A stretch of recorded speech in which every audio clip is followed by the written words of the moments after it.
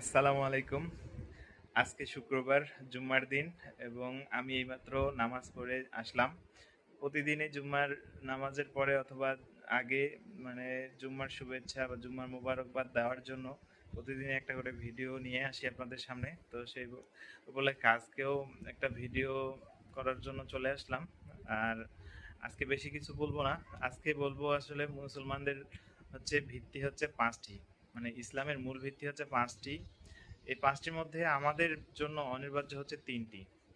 একটা হচ্ছে কালেমা এবং সালাত, আর আরেকটা হচ্ছে রোজা। কালেমা, সালাত ও রোজা আমরা সবাই পালন করতে পারবো। আর যে ২ টা আছে একটা হচ্ছে দান আর হচ্ছে হজ। তো এগুলা গরিব দুঃখীদের ক্ষেত্রে না।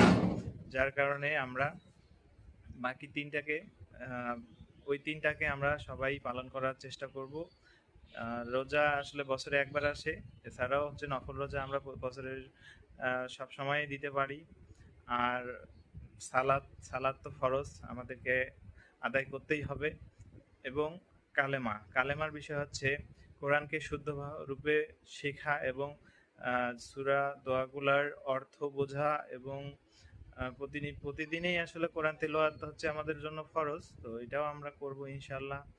আমিও করার চেষ্টা করব। আপনারা সবাই আমার জন্য দোয়া করবেন যাতে আমিও নিয়মিত করতে পারি এবং আপনারাও নিয়মিত করার চেষ্টা করবেন। আপনাদের জন্য আমি দোয়া করতেছি। আলহামদুলিল্লাহ। তো সবাই আমরা চেষ্টা করব ইনশাআল্লাহ। আল্লাহ হাফেজ।